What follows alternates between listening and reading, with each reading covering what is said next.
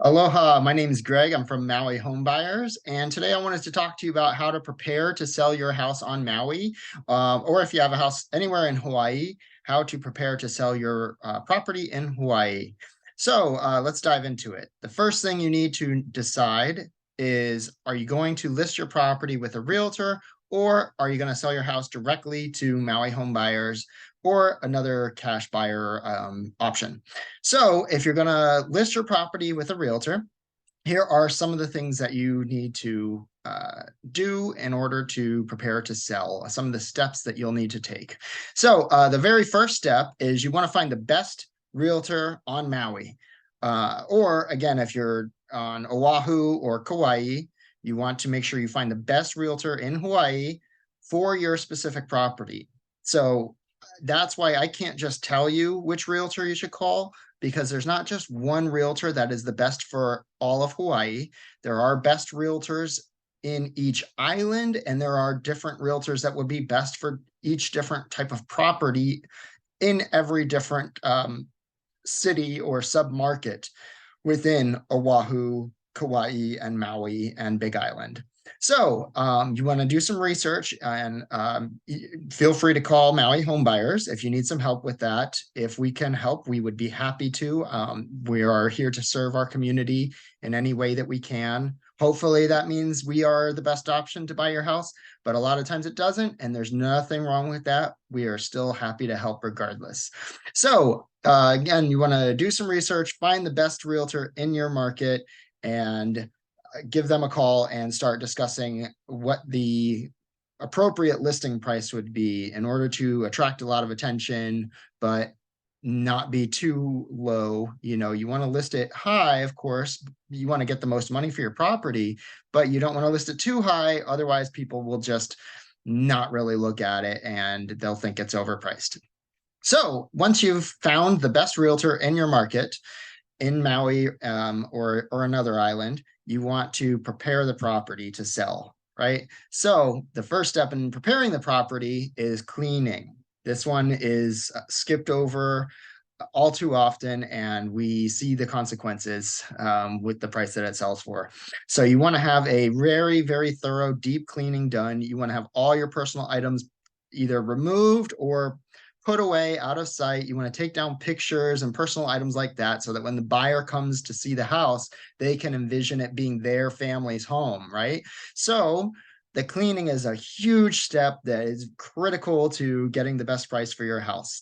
It's probably easiest to just hire a cleaner, depending on how dirty the house is. In terms of for doing a deep clean, it could be anywhere from a few $100s to a few $1,000s. We recently had a deep clean done on a 2,000 square foot house in Kahului that was pretty dirty and needed a really deep clean, and it was about $2,300, I believe. But on the other side, we also just had a small rental cleaned and had a deep cleaning done. It wasn't very dirty, but you know, because it was also a much smaller unit, that one only cost, I think, $350. So that's just something to give you an idea of what the cleaning might cost if you are considering whether you should hire a cleaner or do it yourself, right? So next step we're going to move on to is, once you have the property cleaned, you want to paint and make some repairs. Sometimes this step might come before the cleaning, depending on how much repairs and how much work is needed around the house. But if you have to do some renovations, like put new floors in, then you probably want to do the cleaning afterwards. Anyways, so you want to make the house look clean, fresh, new. Hopefully you don't have to invest too much money into making it look presentable and look new. If it's in pretty decent condition, hopefully you can just get away with painting. That's a pretty cheap, quick and easy way to just bring some life into the property, make it look a lot cleaner and newer, and not break the bank at the same time. Usually, it has gotten way more expensive, of course, along with everything else in today's market. But relatively, it is still the most bang for your buck in terms of making your house attract a lot of buyers. So, as far as repairs, you want to make sure that any of the major things that are going to come up during the home inspection, because if you list with a realtor on the MLS, the buyer is almost almost always going to have a home inspector come and go through everything in the house, from every single outlet and light switch to the oven, checking the roof for missing shingles, and everything between, plumbing leaks underneath the foundation, everything. So any of those things that are broken, you want to go ahead and you want to get ahead of and have them fixed before you list. That way the buyer doesn't come to you and find these problems and asking you to fix them later, or even worse, find them once they've made a deal with you and then decide, oh, you know what, never mind, we don't want this house, and then they cancel. So you want to have those repairs done. Next step you want to do is you want to have the house staged. If you don't already have nice furniture that makes the home flow well, and where the buyer can come in and just see what room is going to serve what purpose.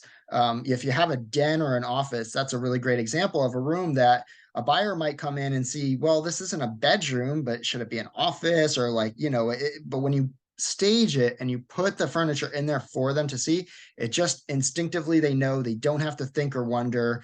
Another thing would be like a lot of times in Hawaii, we have enclosed porches or Florida rooms, sunrooms, and similar type of setups, where a buyer might come in and think, oh, it's nice to have this space, but I don't really know what I'm supposed to do with it because the living room is over there.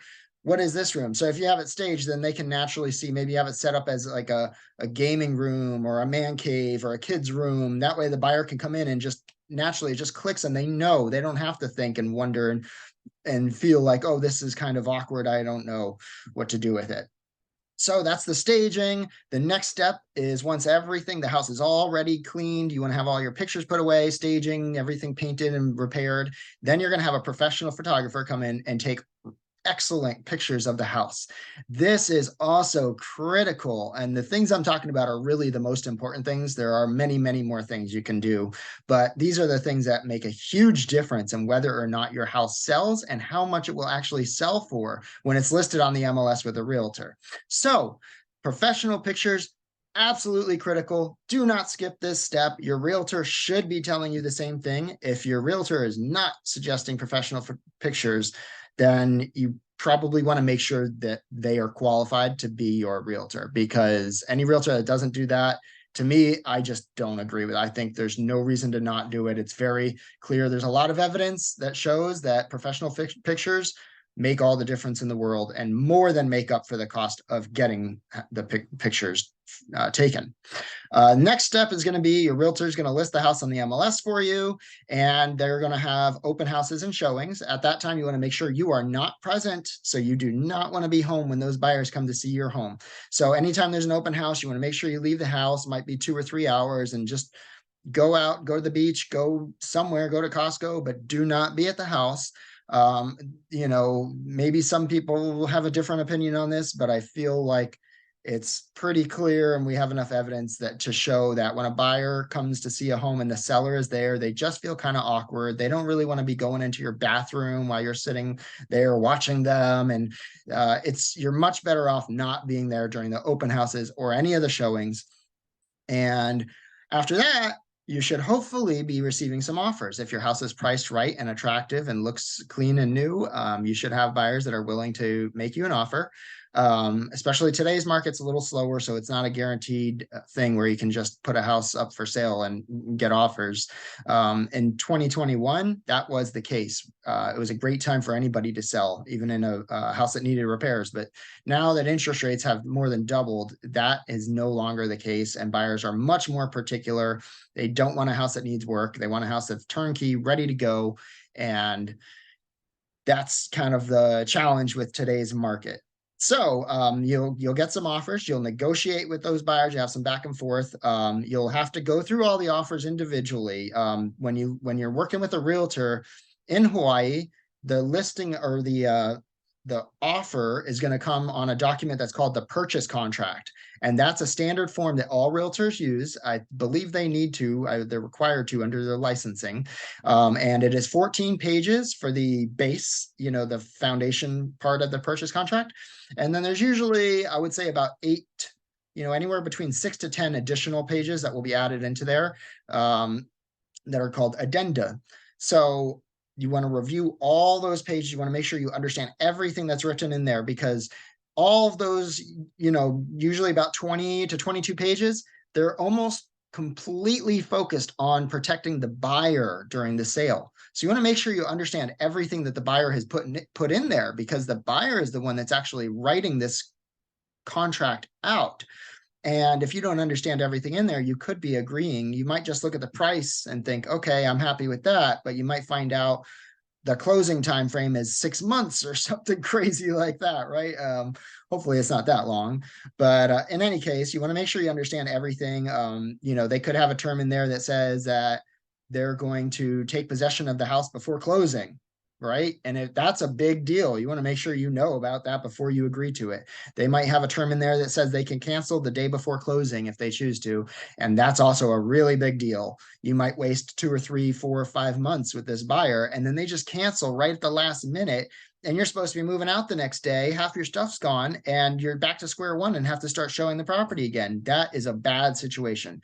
So make sure you fully understand every single term in that purchase contract. Your realtor should walk you through everything, but if they don't, ask them to. And again, make sure that you have one of the best realtors in your market to make sure that you don't have to worry about these surprises coming up.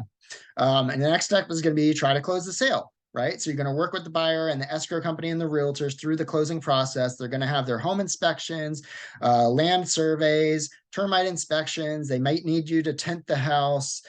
They might ask for some more repairs to be done. They'll ask for a seller's disclosure form. That's a 5-page document that you have to fill out that says, is there excessive noise? Has anybody died in the house? Is there termite damage? Is there, damage from tree roots and all these other things that a buyer wouldn't know, but the person that owns the house and lives in it in Hawaii should know and be able to disclose. And you are legally responsible to disclose anything that you know about that is a material fact that affects the property. And it's a really big deal if you don't. So make sure you do that properly as well. So hopefully everything goes smooth, and the buyer, if they have a financing contingency, make sure you understand that also. The financing contingency is a big deal. Most buyers do need to get a mortgage, and they might not always qualify. So that's a big thing to understand.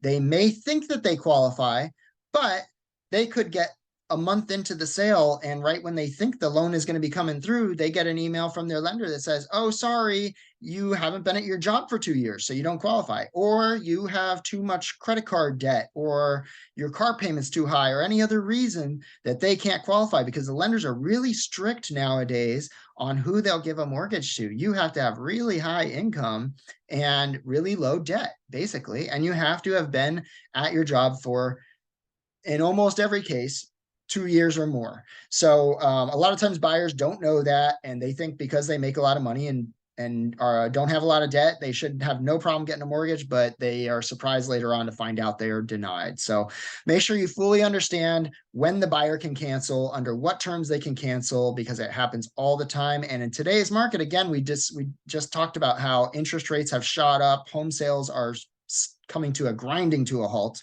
and the market is really shifting fast. And a lot of us are really worried about what's going to happen to home prices. We think that we could see prices definitely take a dip. That's certainly very possible. And hopefully it's not much worse than just a little dip, but nobody knows at this point. So the point of all that is that you want to make sure you understand when your buyer can and cannot cancel, because there is a huge amount of cancellations. You've probably been seeing in the news, the buyers are canceling purchases at higher rates, historically high rates right now. So that's something to make sure you really, really understand. So now that's pretty much a nutshell of what your sales process is going to be like when you're listing with a realtor.